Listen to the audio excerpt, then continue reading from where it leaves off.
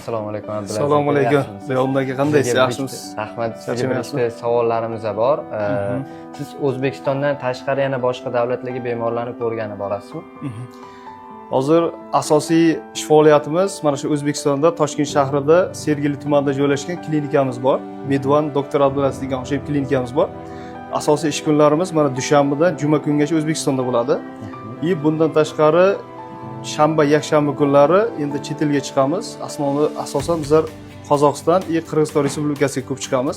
Misol uchun O'zbekistondan tashqari Qozog'istondan, Qirg'izistondan deb aytyapsiz. Bu yoqqa misol uchun bemorlar klinikaga keladigan bo'lsa, davolanishiga bu yerda sharoitlari qanaqa? Klinikamizda endi kelish uchun birinchi navbatda hamma Qozog'istonda ham yoki Qirg'izistonda ham ma'lum bir shaharlarga boramiz. Misol uchun Qozog'istonda deydigan bo'lsak, Almata shahriga yoki Astanaga, o'zimiz Chimkent, Qizilo'rda, keyin Aqto'be degan asosiy shaharlarga boramiz.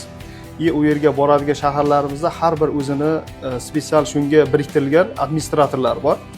Administrator u shu keladigan bemorlarga yoki shu yerda ko'rinmoqchi bo'lgan bemorlarga har doim 24 ga 7 holatda xizmat ko'rsatib turadi.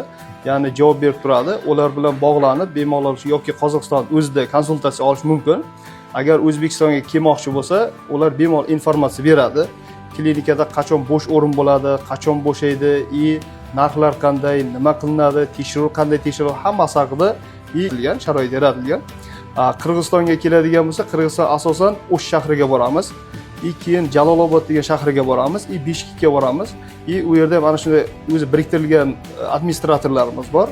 Administratorlarning nomer mana bu yerga qoldirib ketamiz. Ular bilan bemalol gaplashib turib, agar ko'rinmoqchi bo'lsa Qozog'iston, Qirg'iziston o'zida, agar kelmoqchi bo'lsa mana Toshkentda bemalol imkoniyat yaratilgan. Narxlar bo'yicha qanaqa tashkillashtirilgan? Juda o'rinli savol bo'ldi. Bizda klinikamizda O'zbekistonmi, xorijiy fuqaromi, Qozog'istonmi, Qirg'iziston qayeri fuqarosi bo'lsa ham hammaga bir xil narx tashkillashtirilgan. U bizlarda chet el fuqarosi, O'zbekiston fuqarosi deb ajratish yo'q. Deyarli bizlar bir xil narx qilinganmiz.